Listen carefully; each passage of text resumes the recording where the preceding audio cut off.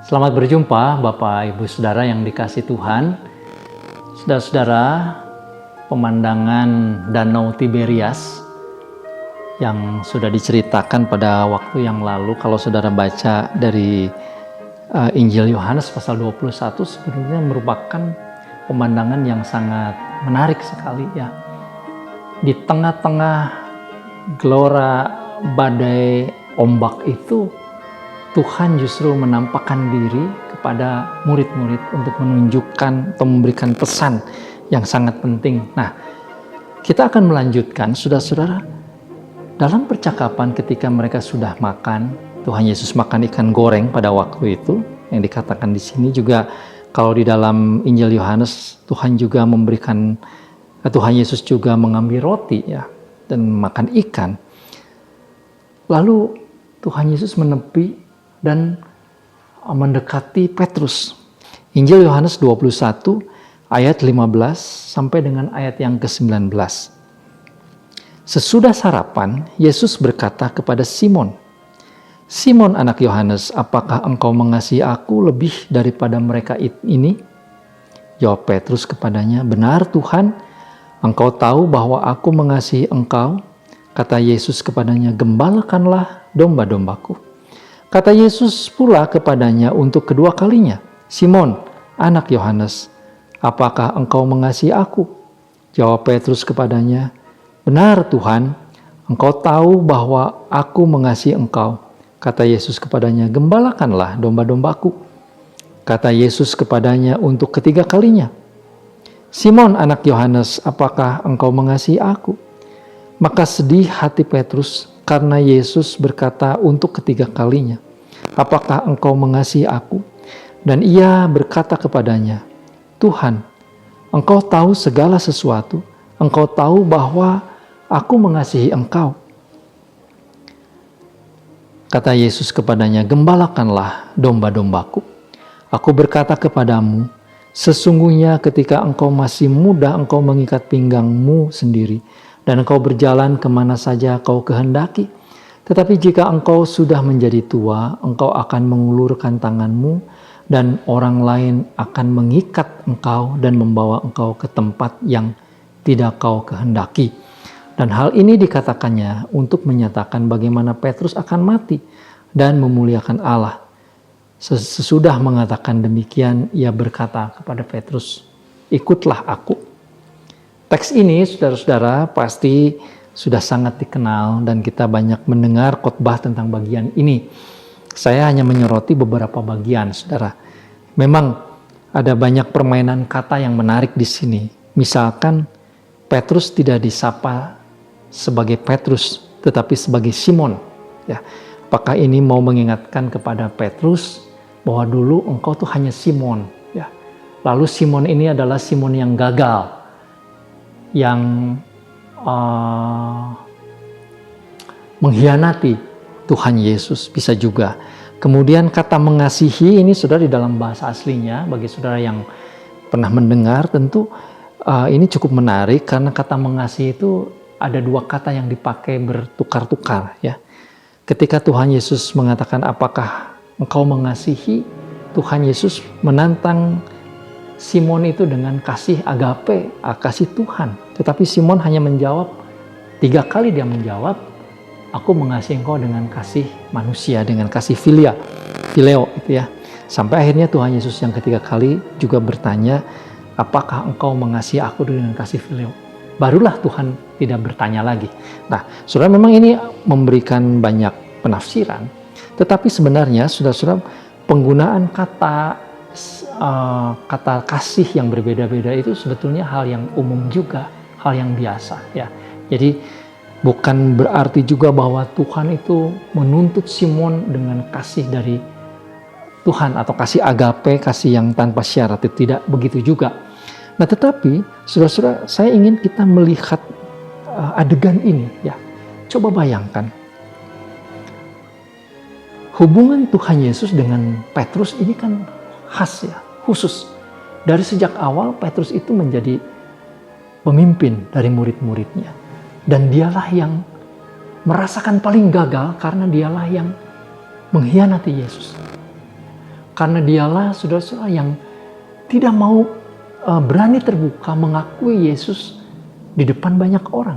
Dia yang gagah-gagahan awalnya, tetapi kemudian akhirnya dia jatuh di dalam pengkhianatan.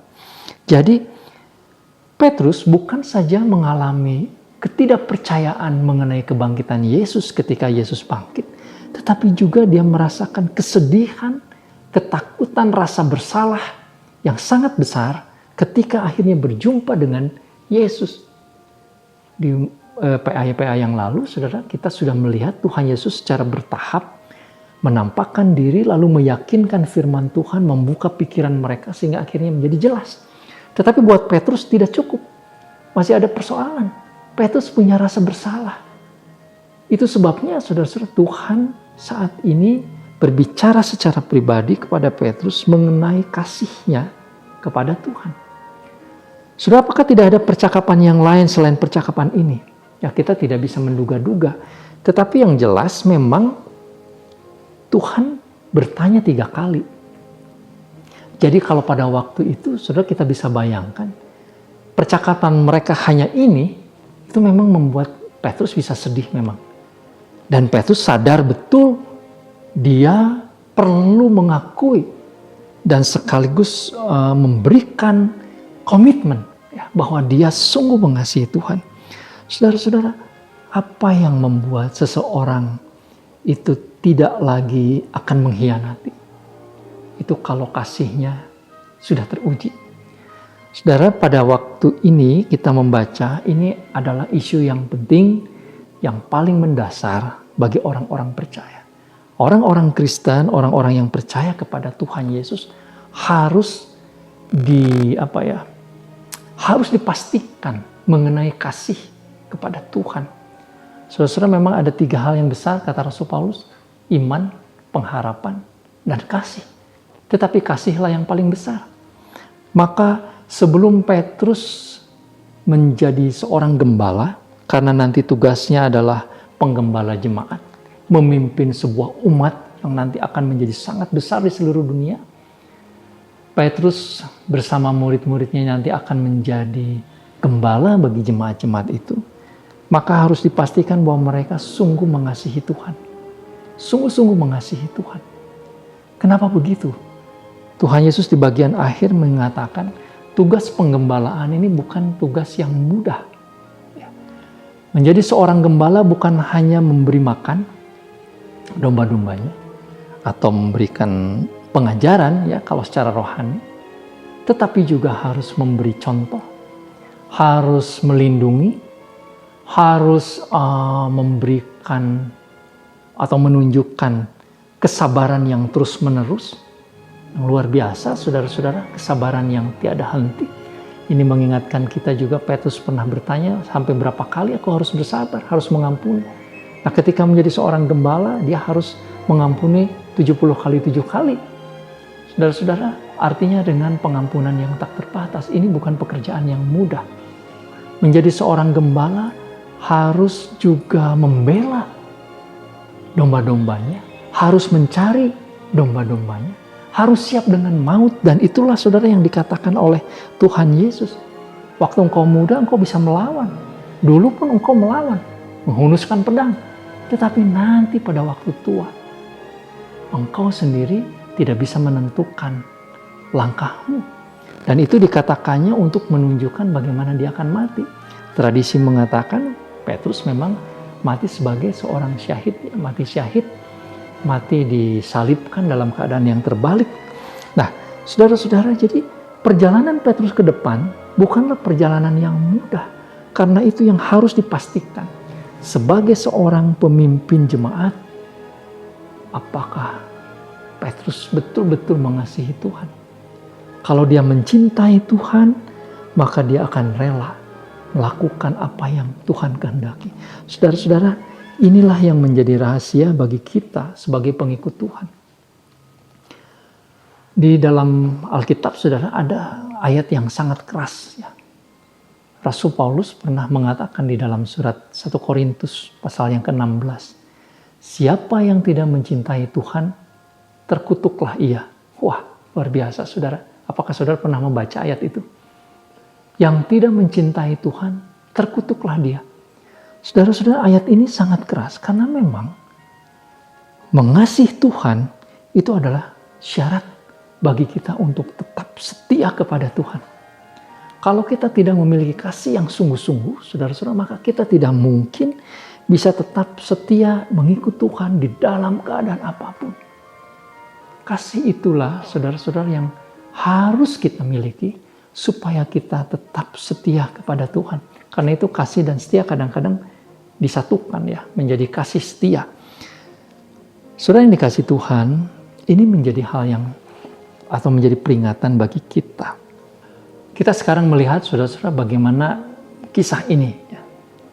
Dari mulai Tuhan menampakkan diri, meyakinkan mereka bahwa Tuhan Yesus bangkit, tetapi kemudian sedikit-sedikit mengingatkan mereka akan tugas dan juga sekaligus memperbaharui komitmen serta hal-hal yang paling esensi yang harus mereka miliki sebelum mereka ditinggalkan oleh Tuhan. Dan tentu ini berlaku bagi kita. Saudara-saudara, seberapa kita mengasihi Tuhan, itu bisa kita uji dengan seberapa kita memperhatikan kebenaran Tuhan. Seberapa banyak kita bisa meluangkan waktu untuk hal-hal yang Tuhan tuntut atau hal yang Tuhan inginkan. Seberapa besar perhatian kita terhadap apa yang Tuhan kehendaki. Seberapa banyak kita menyangkal diri kita menyangkal segala macam keegoisan kita. Seberapa taat kita mengikuti hukum-hukum dan perintah Tuhan. Saudara, sebetulnya itulah yang menjadi ukuran seberapa kita mencintai Tuhan. Seberapa kita bisa mengorbankan segala hal yang sebenarnya menjadi hak kita. Tetapi demi nama Tuhan kita korbankan karena Tuhan menghendaki itu. Itulah kasih. Jadi saudara-saudara, mengenai kebangkitan Tuhan, ini menjadi pelajaran bagi kita. Tuhan memang sudah bangkit, Dia sudah menyatakan kemenangan. Di waktu yang lalu saya juga menyatakan bahwa ada pengharapan bagi kita bahwa Tuhan akan memberikan kepada kita tubuh kemuliaan yang tidak akan lagi dikuasai oleh maut dan penyakit. Kita akan hidup bersama dengan Tuhan. Tetapi dalam perjalanan sekarang, saudara-saudara, bayangan masa depan kita, apapun yang terjadi kepada kita, yang memastikan kita akan tetap setia, tidak jatuh di dalam dosa, menyangkal Tuhan, adalah kasih kita kepada Tuhan. Itu yang penting. Saudara, semoga bagian ini menjadi perenungan kita. Mari kita berdoa. Tuhan, tolonglah supaya Tuhan juga memperbaharui kasih kami kepada Tuhan. Senantiasa kami taat, senantiasa kami berkorban, senantiasa kami mengikuti kehendak-Mu, senantiasa kami diliputi oleh kecintaan kami kepada Tuhan. Berkatilah seluruh pendengar ataupun saudara-saudara yang mengikuti PA ini, supaya kami tidak dikuasai oleh cinta kami kepada hal yang lain, kepada dunia ini, kepada diri kami, tetapi kami lebih mencintai Tuhan. Dengarlah doa kami Bapa, dalam nama Tuhan Yesus kami berdoa. Amin. Tuhan Yesus memberkati saudara, sampai kita berjumpa kembali.